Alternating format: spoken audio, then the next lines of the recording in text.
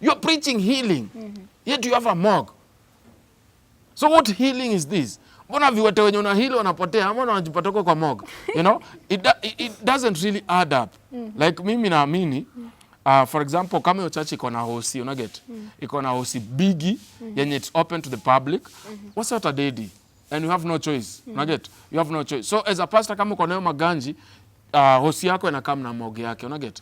Just in case we lose a person, the family is informed. Msana peleko kwa morgue.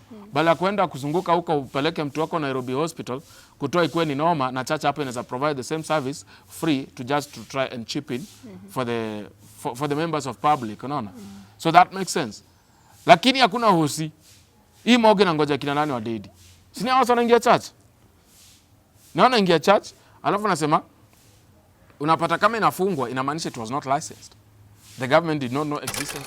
Ladies and gentlemen, kama kawa Truth Watchdog hapa na kuleta ukweli kadao, kipendo na meza ukikataa tunakumezesha kwenye Trudy tena. Kwani iko ni kuisha ni watu kuwa na ubinafsi na tamaa ya pesa. Kwa sababu unapata watu wote wanauawa kwa msingi ya mtu fulani atanyofoa mwili wa mtu aenda akauze sehemu fulani za mwili zinatakikana mali fulani, ama wanafanya kulingana na itikadi za imani zao. Kwa hiyo ni tamaa ya pesa tu na watu kudanganya wengine. Lakini sio dunia kuisha. Tumeambiwa dunia itaisha miaka ngapi? Bado inaisha tu. Hamna. Kwa hiyo ni uongo mtupu tu ambao watu wanapatiana huku nje kwa kujaribu kumanipulate watu na kuwaongoza kwa miundo msingi ya kivyao peke yao kujiendeleza kimaisha na kifedha hivi. Yep. Nilitaka utupe maoni yako kuhusu Paul Makenzie. Watu pale nje wanasema kama hivi kanisa ndo zimekuwa, hakuna haja watu waende kanisani jamani. Hata mimi ningesema hivyo kwa sababu ukiwa na sio Paul Makenzie peke yake, sijui kwa nini tunafocus kwenye Paul Makenzie. Tumekuweko na Prophet Oduor. Tumekuweko na Pastor Kanyari na bado yuko na televisheni zake ambazo anaenda kufanya ile kitu tunaita kwa kizungu betting ama gambling. Anafanya tu. Kuna watu mpaka wanachinja makondoo wanawasulubisha.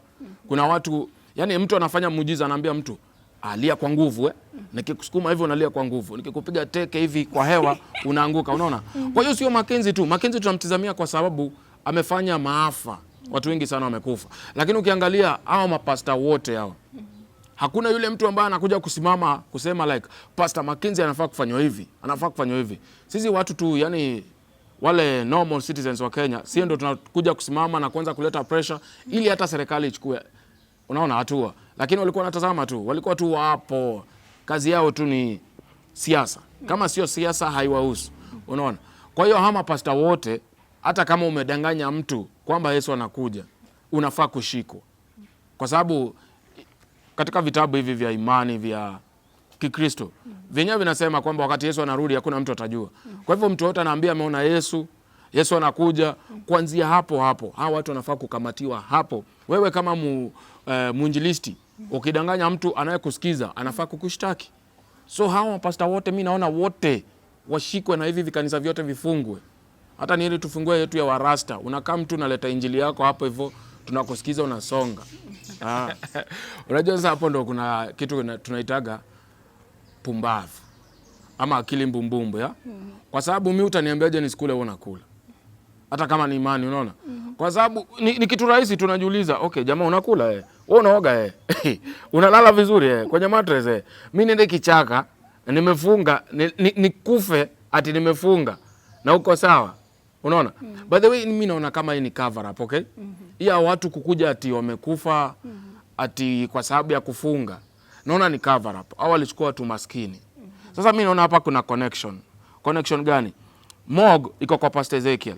Watu wanafaa kuzikwa kwa shamba kubwa sana isije kajulikana. Kweli? Kwa hiyo shamba kubwa iko wapi? Mwenye kuchunga shamba ni nani? Makenzie.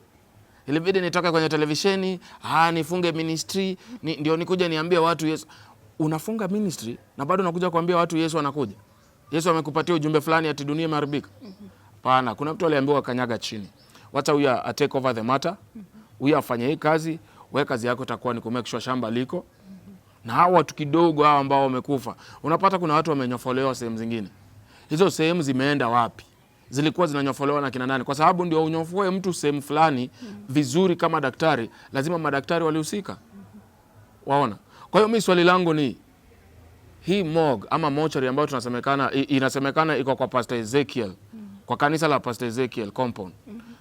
Hiyo morgue kazi yake ilikuwa gani? Ilikuwa inachukua wagonjwa kutoka hospitali gani? Na hawa wagonjwa wakitoka kwenye hii morgue walikuwa wanaenda wapi? Hayo ndio maswali tunafaa kwanza kujiuliza kwanza, unaona? Kwa sababu huwezi kuwa unatengeleza morgue kama haina miili ama haitakuwa na pokea miili. Unapata? Kwa hivyo sisi tunaona tu ya juu, lakini ya ndani inafaa tujiulize. Unaona? Kwa sababu ndio hii miili ziko kabisa hivyo. Ni wanakijiji wangapi wamepotea hapo area? Wachache. Kwa hivyo hii miili ilikuwa inatoka wapi? Unaona? Hilo ndio swali nafaa watu waanze kujiuliza kindani ndani. Kwa kumaanisha kwamba sio Makenzie peke yake. Makenzie tu ni victim. Okay? Yeye ndio mwenye picha kuonekana yeye ndiye anafanya hivi vitu. Lakini ukweli wa mambo ni kama venye Makenzie, mimi nakubaliana na Makenzie kwa kitu kimoja. Wakenya mnapiga mdomo na mnapingana na kitu kikubwa kuwashinda nyie wote. Hiyo ni ukweli. Lakini sio kiimani ya Yesu ama Mungu. Hapana. Ushirikina unaoendelea hapa nchini ni mkubwa sana, kuanzia kwa wasanii. Wasanii wana consult majini. Unaelewa? Wana consult waganga. Ukipata politicians vile. Makanisa vile. Kwa sababu unaona mtu yote anafutia watu, unaangalia kuna history ya watu kukufa nyuma yake. Politicians wote, ukimention any person, wale ambao wana pull crowd sana, huwa unapata. Wasanii wakubwa Tanzania na hapa Kenya ndio pull crowd. Unasikiaga kuna mtu fulani alikufa kwa njia ambazo hazieleweki. Mhubiri kwa njia ambazo hazieleweki. Kwa hiyo mimi naona kuna ushirikina mkubwa ambao sisi tunaona mtu mmoja hata Makenzie akiwawa lile jambo litaendelea. Makenzie ashikwe afungwe litaendelea. Kwa sababu limekuwepo. Lakini pale kitambo Makenzie ameshikwa mara mingi. Time alikuwa ameshikwa I think 3 weeks ago alitolewa na bail ya 10,000. What makes you think that akishikwa sasa ameshikwa atakuwa ndani hata Ezekiel hataachiliwa tu? Huwezi shikwa. Siku hizi ni pesa inaongea Kenya. Unajua hiyo ndio kitu ambacho hataki kuzungumzia. Kwa sababu unapata kama tupatiane mfano tu wa juzi hivi. Kuna kijana amekufa anaitwa Jeff. Jeff amefariki. Inaonekana yule ambaye ni mhusika mkuu anatembea, anafanya show zake kama msanii. Ndio kwa maana nimekuambia ile jambo lina ushirikina mwingi sana. Kwa hiyo hawa kuachiliwa mimi naona kama normal tu. Sitashtuka ati aliachiliwa tena nini? Hakuna kitu kama hicho. Sema tu kawaida, serikali tunawajua. The thing is this, if indeed the president is serious about it, then why is it that actually the same media is being blocked from coverage if the government is serious about this? Because we need to cover everything, like this is what is happening, and this is the culprit, and these are the associates. Then why are you blocking the media from covering this? Then it's all hypocritical and just image showing up like, I sympathize with you Kenyans, this is so bad. But deep down, it's like, we need an escape. We need a scapegoat. So Makenzie is just a scapegoat. And I wouldn't believe that Makenzie was doing this alone. Nope. Yeah, many people have said that Makenzie hakuwa anafanya hii kazi peke yake juu kama those bodies were buried. Nani alikuwa anachimba hizo makaburi, kubeba watu kuweka hapo ndani? Paul Makenzie haizifanya hiyo kazi peke yake. Let me tell you, nimefanya kazi ya kuchimba makaburi, okay? Before. Pale Lang'ata. Uwezi chimba kaburi peke yako 1 2 3 4. Uwezi chimba makaburi zaidi ya 3 siku moja. Unaona? Kwa hivyo haya makaburi yalitayarishwa kabla, ndio Makenzie alikuwa anakuja anatupa watu ndani anawazika na wafuasi wake. Wafuasi wake ndio walikuwa wanachimba. Na kama wafuasi wake walikuwa wanachimbaje na njaa? Unaelewa? Sababu wewe mwenyewe umeshalemewa, mwenzako amekufa pale. Utachimba aje? Kwa hiyo Makenzie ni scapegoat. Yeye tu ni scapegoat, but the real culprits bado wako pale nje wanapiga tu masimu sahi. Hey bro, huyo msako fiti. Manze Ezekiel aziguzwe. Unacheki hii kazi lazima tuifanye. Si unajua venye tunalipwa vizuri? Because let me tell you, human organs are in demand. Serious demand. Na ikiwa in serious demand na inaleta in millions to a few people that can actually manipulate the government, manipulate the police sector, then you don't expect any justice. You just pray see wewe unashikwa na uwawe. Na pale kwa mtandao pia tuliona hii mambo ya Jeff na DJ Fatso. the police officers, the ones that we trust, na detectives will investigate after Wakenya walifanya maandamano kuhusu kifo chake, and then at this point inakuwa that last time wali declare not a suicide, alafu sasa it's declared as suicide.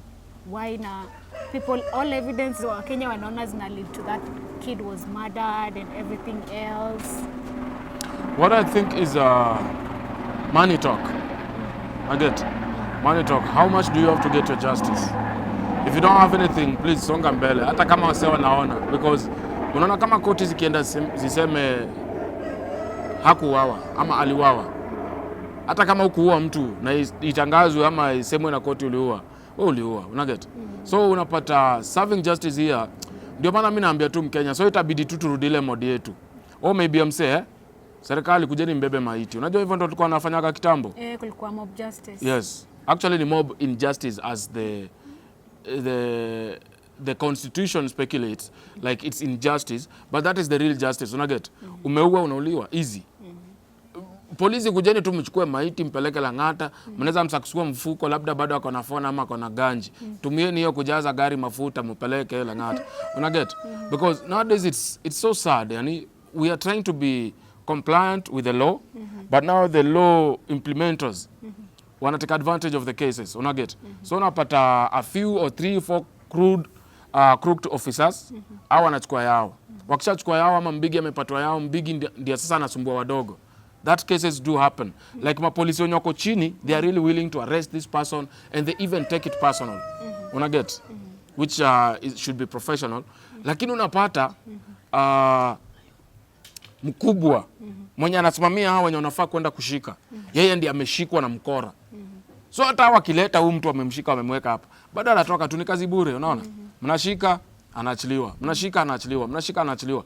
Mpaka polisi anajiuliza, kwani sina kazi nyingine bro? Si niende tu nifanye vitu zingine huko. So also those cases do happen. We really need to have like really diligent leaders in the name of police officers.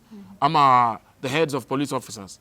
Because tukiwa na hao wenye wako crooked, that's why utapata findings za mapolisi wa kawaida wanasema tulikuwa kwa ground. To reconstruct the situation the way it was. These are the findings. Mkubwa anaenda anaangalia findings. Anaangalia mfuko wake. Ana compare mfuko na findings. Either atumie hizo findings kuongezewa kitu kwa mfuko, ama I just throw off, like brush off, hiyo kitu yenye huyo ofisa anasema labda kwa amefanya, it was not conclusive, so bado this was, there is no way Jeff alijua. Hata wakitaka kutu convince, let me tell you, there is something that is called instinct. Now that instinct, if it tells you that this is going to happen or this has happened, never doubt your instincts.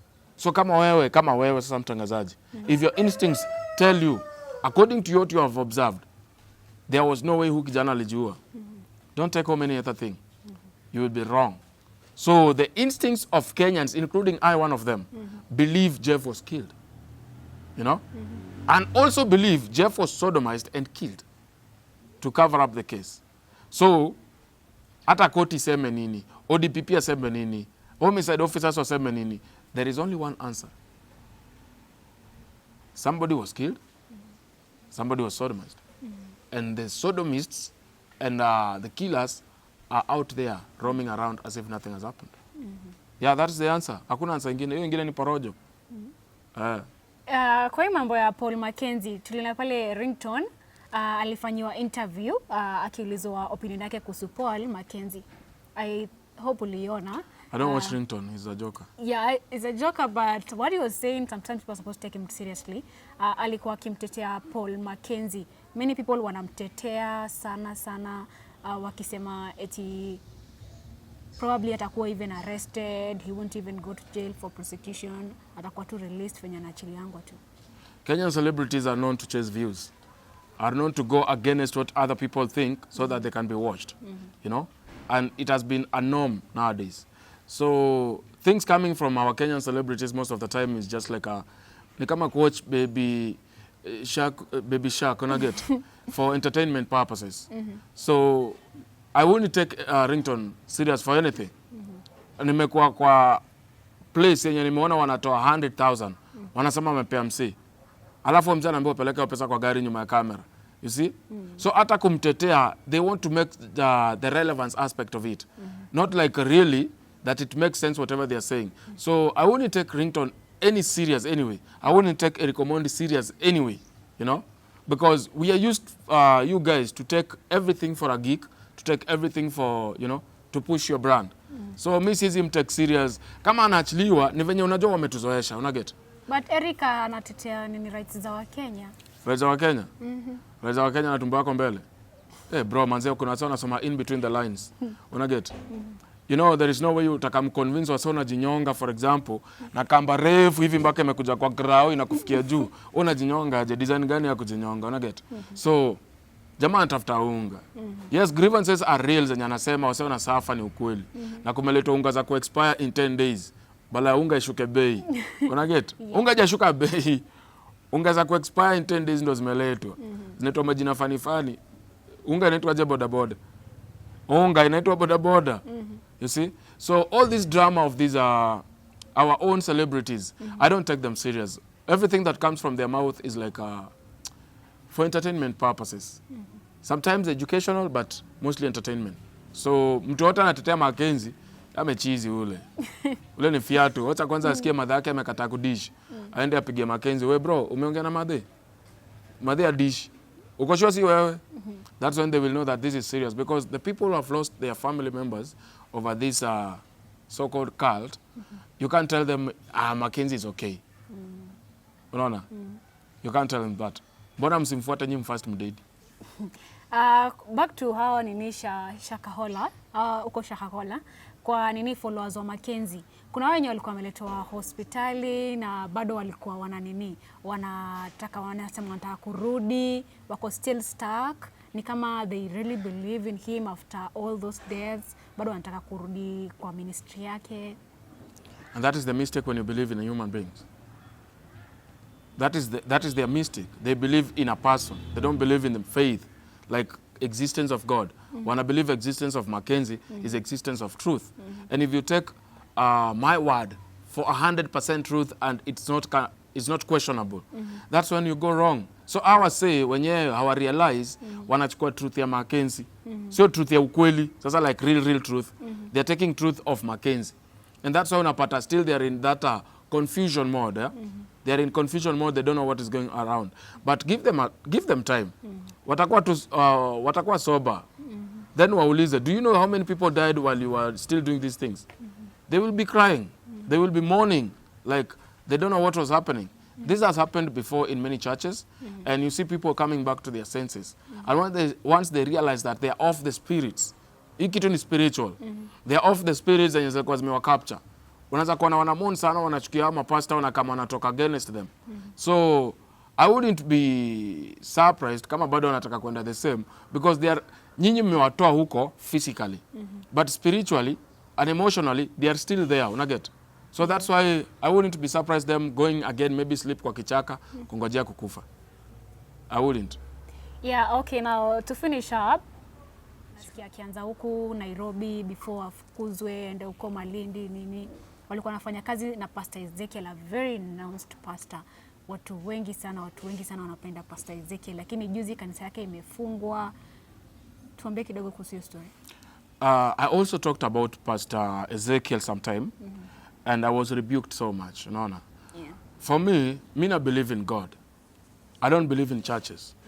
I will never believe in churches or mosques. I will only believe in Allah, and when it comes to Christian, I'll only believe in God. So whoever God uses to pass across the message, I will listen. But I will question that message, you know? Yeah. Because nimepatiwa kitu inaitwa free will. And free will allows you to do that which is right or wrong, but you will be answerable to either of them. Yeah. You get? So for me, I was questioning Pastor Ezekiel's miracles, you know? They are happening to very select few. And this very select few, once the miracle has been done, they disappear. And I'm like, my dear, if a miracle has happened, all the family will be there to praise. Like, ai church lazima tuingie. This is our son, alikuwa kiwete, amepona. Nani huyu pastor? Sisi wote? Where are the family members? Where are they to celebrate these miraculous happenings in a church? You know? So me, I question myself like that. And the moment I question this, I also want Kenyans to ask themselves, wewe umezaa mtoto kiwete. Mtoto kiwete wako amehiliwa, uko hai. Amehiliwa wapi? Kwa chacha Pastor Ezekiel. Huwezi kuja hata kama mzazi tu hapo kwa kamera useme, hey manze, thank you. Lazima tu kukuwe na set up stage specific, kiwete atembea, alafu kiwete na disappear. Tena kiwete mwingine na wenye wamefukuliwa pia kuna maviwete, sio kama wenye wamefukuliwa pia kulikuwa na maviwete. So this questioning is very important, you know. Question even your own faith. Kama unaamini sana huyu ndiye anasema ukweli, pia unafaona kapa, by the way, niko right ama najichocha? Haiwi kujiuliza maswali, una get? Niko right ama najichocha? Na kama najichocha, to what extent of this choching of myself, unaona? Because there is no way, unaona venye ka incident kanafanyika, alafu media kidogo inanyimwa coverage. Because they are actually disclosing what media had already recorded in the past. Like you guys were, alafu 800 acres of land, bro, hauna kazi, ulitoa wapi? Na kuna mtu hapa hivi anatengeleza millions of... Maybe hizo donations alikuwa amepewa na watu waliamua kununua shamba. Donation ya pesa ngapi?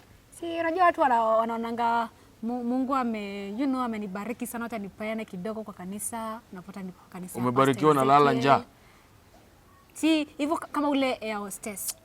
Mtu alikuwa na pesa mingi na akaacha hiyo kazi yake akakuja kufollow Paul Makenzie. Any proof aliacha? Hakuna proof, lakini watu walikuwa wanapeana, wenye walikuwa wanapeana stories zao walikuwa wanasema wamepeana mali zao. Sio hivyo lazima utoe ile sadaka ya kanisa. Mbona patiane mali yako in the first place? The needy sio pastor, una get? The needy sio pastor, mbona upe pastor? That's exactly what we call brainwashing, una get? Una promise you heaven manna. Wewe huyu pastor, mimi nikuuliza my friend, mimi ni pastor. Muniite pastor truth watchdog, neno la Mungu linaendelea. Sasa kama neno la Mungu linaendelea, my friend, I should be the first one to get this piece of word of God, no? Yeah. Kama kuna kudedi nilale njaa, basi nafaa niite wafuasi wangu wote, niwaambie ndugu zangu, sisi zote tunaenda kufunga, na mjue kufunga kwetu sio kwa kurudi nyuma. Tunafunga, tunalala, tunakufa, tunaenda kabisa. Why eat?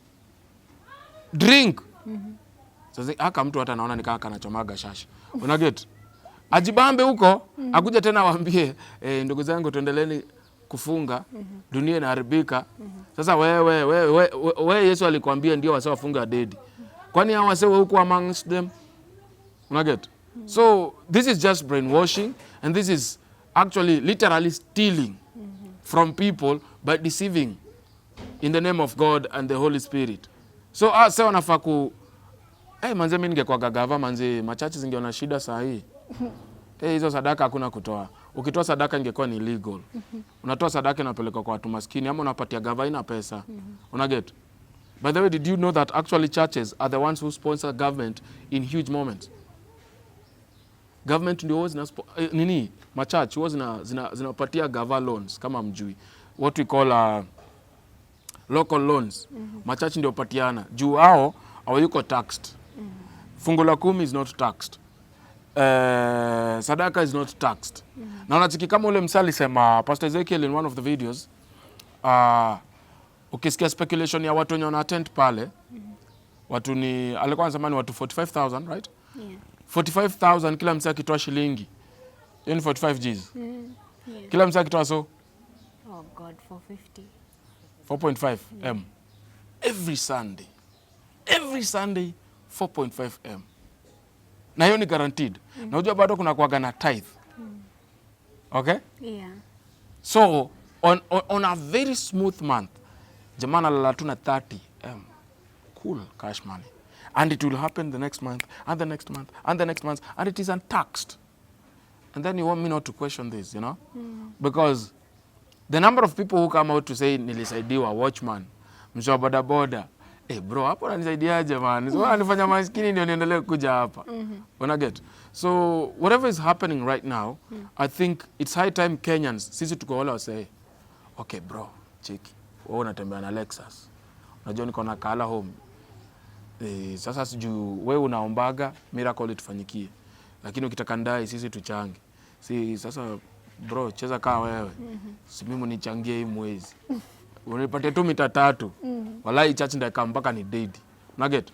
Because in that 30M that ana make every month non-stop, you don't need mob bana. Yani wasaona kuwa just filthy rich and you cannot tell them anything. Kama wale mapolisi, polisi anatuma ashikwe, unasikia unapewa chai kwanza.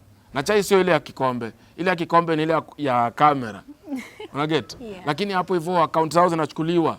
Msana anapata kwa account yake loaded 200 Gs ulikuwa nayo alafu the same person unataka kumshika na mshahara wako hapo 29,000 plus tax imekatwa naenda na 9,000 home. Unaget? Mzee anasema, "Ai bro, mimi ndako protect. So wacha tujifanye tunakushika." So unacheki. Unajua sasa kamera wasikiange, wacha tujifanye tunakushika tukifika huko ndani. Kiti ya OCS hata OCS hayuko. Ameenda kuosha vyombo na get. Wewe utakaa pale chini mzito, hata unaweza chukua cases, unaweza letewa cases uziombe. Weka kwa extension yako na get. So this is what is happening on ground and reality. But people think that you are against a pastor. We si mtu wa imani, faith yako iko low. It's not about faith. It's about individuals who think they are more believers than the rest. We are all sinners and we have fallen short of the glory of God. And as such, we do not need to believe in persons. We believe in our own understanding of the Bible. Kusoma Bible. Useme John 3:16 asema for God so loved the world. Ukijiuliza which world? Uko right. Do you know that? Yeah. That he gave his only begotten son. Ukijiuliza which son? Uko right. Because it's a free will to question and answer. But if you choose also to believe just, yes, there was this person being spoken up to date 2,000 years later, Jesus Christ, and you follow like, manze nyewe, hii mystery, haifai kufanye, ufollow mseka mbuzi. Inafai kufanye question life, because life is a question. If you get an answer, you've rested. So don't get an answer from a person telling you, Jesus, mimi nimemuona. Mimi nikikwambia umeona Yesu. Ukiniambia umeona Yesu, nafaa nikuuliza alikuwa amevaa nguo gani? Alikuwa mzungu, bro, alikuwa na ndevu. Alikuwa na chana, unajua mimi uchana. So watu tunachana tunaweza kuwa tunaenda mbinguni. Alikuwa na si ati niliona Yesu. Aliona Yesu. Huyu aliona. Hapana bro. Ask every time, ask questions. That's why God has given you that will and knowledge to understand. Wanyama ulizagi swali. Wanazaa, wanachinjwa, wanakufa, they don't ask questions. But as mtu akidedi pale tunauliza question, we become judgmental, you know? So just ask everything and don't ever fear to ask anyone anything. Mimi nikakutana na Pastor Ezekiel naweza muuliza tu, bro, unajua hawa si wamededi? Do you have a hand in this? So ati Pastor Ezekiel, don't worry people, you know, sometimes your faith is put to test. Which faith is put to test by human beings? Kwanza na tumesikia alikuwa na Morgue kwa hiyo church yake ndani. Exactly. That's my question. Bro, you're preaching healing, yet you have a Morgue. So what healing is this? Mbona viwete wenye una heal wanapotea, mbona wanajipata kwa Morgue? You know, it doesn't really add up. Like mimi naamini, for example, kama hiyo church iko na hosi, unaget? Iko na hosi bigi, yenye it's open to the public. What's what a daddy? And you have no choice. Unaget? You have no choice. So as a pastor kama uko nayo maganji, hosi yako inakaa na Morgue yake, unaget? Just in case we lose a person, the family is informed, msana peleko kwa Morgue. Bala kuenda kuzunguka huko upeleke mtu wako Nairobi Hospital, kutoa ikuwe ni noma, na church hapo inaweza provide the same service free to just to try and chip in for the members of public, unaona? So that makes sense. Lakini hakuna hosi. Hii Morgue na ngoja kina nani wa dedi. Sini hao wanaingia church. Naona ingia church, alafu nasema unapata kama inafungwa inamaanisha it was not licensed. The government did not know existence of that Morgue. You know, with licensing. Why is the government shutting down? You didn't have a license. Why is the church being shut down? Probably you didn't have a license and you've been operating in a questionable manner. Unaget? So, existence of a Morgue in a church, this is the first one. And unfortunately, these vitucos, they only happen in Africa. Huku majuu, huwezi pata ujinga kama hiyo. Na hata ikihappen ujinga, unajuanga hawa ni wa devil, hawa ni wa God. Unaget? Lakini drama zetu huku zote tunazifanya in the name of God and Jesus Christ, Son of God, sijui mwenye alizaliwa wapi huko. So unaona sasa tuko na Jesus of Tongarin. Jamaa ile kataa kusulubishwa man. Inakoza kwa ukali ndogo yangu wewe unacheza ni. Unajua wale wengi hukula kwa matanga, so walilala njaa. Hey, walilala njaa. There was no food. You get? So all this drama that is happening in Kenya right now, we really need to start thinking bigger and trying to understand that kuna wasee wamedecide kubeba wasee ujinga. And as such, we need to stop that ujinga. That is the only way we can do away with people just believing someone because they have said. Because na utapata kuna wasee hapo kwa church wanaamini that morgue, it was proper to be there. Watu wa Mungu wanaweza kukufa, wanaweza kuitwa na Mungu anytime. That is probably what they were told. Mungu anaweza kuchagua mtu yeyote wakati wowote, na wakati anaita sisi kama Wakristo, kabla familia yao ijapata nafasi ya kuchukua mwili, tunawawekea mwili. Mapumbavu zina believe that. Me, I can't trust a church which has a morgue. Mimi najua tu next ni mimi huko ndani, bro. Mimi nimekujia healing, not dying. Yeah, so that sets questions. Tuzungumzie kusawa followers wa Ezekiel. Si church yake ilifungwa. Na ya Paul Makenzie tunaona it's the same repetition. His church was closed. Na kama kwenda huko kwa vichaka, anzishe ministry yake huko. Na hao followers wa Ezekiel wataenda hapo juu. Kuna watu bado wanamwamini despite the morgue being in the church. Watamfuata ama ataanzisha kanisa ingine ama nini? Like I said, all these people are answerable to some people. So don't be surprised to see other persons popping up and now doing miracles more than Pastor Ezekiel, Prophet War, or Makenzie, you know? So don't be surprised. Don't mean nafikiria is an opportunity. So please, watu wa Pastor Ezekiel, kama mnaniona, mimi ni nafikiria kukuwa mwinjilisti, nifungue kanisa yangu, sadaka tutakuwa tuna limit. Kila mtu unatoa so. Hakuna thao, ukinipatia thao na kurudishia. So nafungua kanisa very soon, tafadhali kujeni, mtanipata, tutaita Kingdom mama tuite nini? Tuite kanisa ukweli. Mkuja hapo kwanza ni Truth Watchdog Church. Nyinyi wote mmekaribishwa kanisa yetu na mwanze kutuma sadaka kwa hiyo namba inapita hapo. Ndio tujenge kanisa. Na tuchukue license. Tuache cooperate under Morgue. Tunaomba before tumalizie upeane message kwa hao followers wa Pastor Ezekiel, upe message kwa Pastor Ezekiel juu he doesn't even feel bothered being arrested. Alikuwa praise Jesus nje ya prison, hapo nje ya police station. Hadi Paul Makenzie alikuwa praise Jesus. Nini alikuwa tu anasifu watu tu hapo, ni kama like I feel the depth of what he has done, like ni kama tu normal day. Watu wamekufa, wamezikwa, wamefufuliwa, wamepatikana.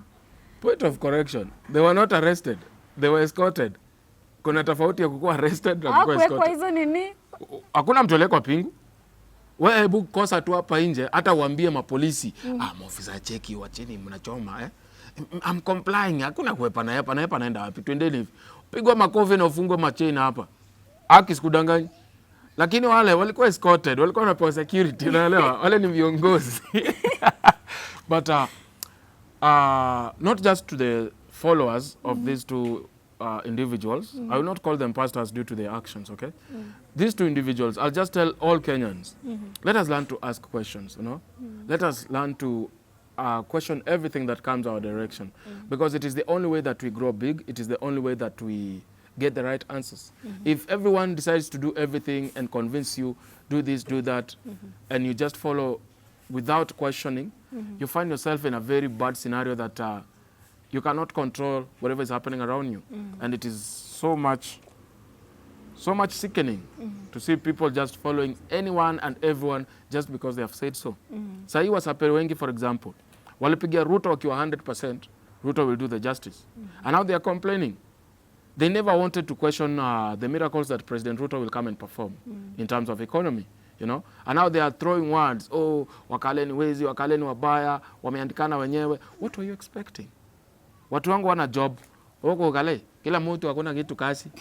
So nimeingia hapa alafu naanza kupatia vijana kazi, unaanza kusema ati nimewacha Kikuyu. Ni wakati mlikuwa mnaandikana, mliandika kale mgani? Waacha upuzi bwana. Hebu funga mdomo na ufunge kamera. Una get? That's what is happening because we live in a world where we don't question when we should question. And then we start complaining when it's happening, which is a very wrong thing. Kulikuwa na Moi, kulikuwa na Kibaki, kulikuwa na Uhuru recently. Sahi kuna Ruto, probably at a 10 years atoke, kukuwe na mwingine. If you think things will just happen because you think now this is the perfect person without asking real questions, okay? No dilly-dallying, no side shows, just real questions. Hey, bro, you've stepped up. You have this faith as church. What do you really stand for? When people die here, why don't you visit their homes, Pastor Ezekiel? Why don't you go and say like, hey, Manze, we have to attend this mass, we have to support this family. Maybe they have lost a person who serves you. Like, I understand. There are people who used to tie there kwa altar hapo, walikuwa na dedi hapo hivyo. Why doesn't the pastor go to their homes, like, you know, mourn with them, provide for them, maybe if it's school fees, kama ni mzaya mededi, kama ni madhia mededi, promote the family in terms of, hata kuwaweka kwa projects like we are opening a school, your kids can come there, study for free, have free meals, they go home, because we are making 30 million at the end of the month anyway. I don't think we cannot feed this, you know. So asking all these questions is important. Wakenya tuulize maswali, tuulize serikali maswali, tuulize mapasta wetu maswali, tuulize watoto wetu maswali, tujiulize maswali, so that we live in an environment where it's open enough for you to understand what is going around you. Because if you don't ask, you get the answers that I decide for you. But if you ask, you get the answers that you want to, you know. So it's just upon us to wake up as Kenyans and to do that which is right by asking. Start by asking. Start by rejecting, you know. Unapatiwa a bad proposal, you say no. Nobody will kill you. Nobody has ever been killed for saying no. But if you just say yes, that's why you find yourself eating nothing but hunger to die. Yeah, so Wakenya tuamuke, tuanze kuuliza maswali. First of all, don't lose your faith in God. There is real God. Okay? Not the Pastor Mackenzie's God kind of, but there is real God. So don't put your doubts in terms of faith, that there is no God, the God we were brought was a lie and stuff, we lost our people as a result. Don't tell them that. So just have faith, believe that there is still God, and God is going to judge these who misled your people. Okay, that is one. Secondly, take heart. Take a lesson. Every faith that comes your direction, now you know that it is important for me to question each and every kind of faith that is, you know, put before me. So just take heart. Poleni sana, first of all, for losing your loved ones in the name of believing.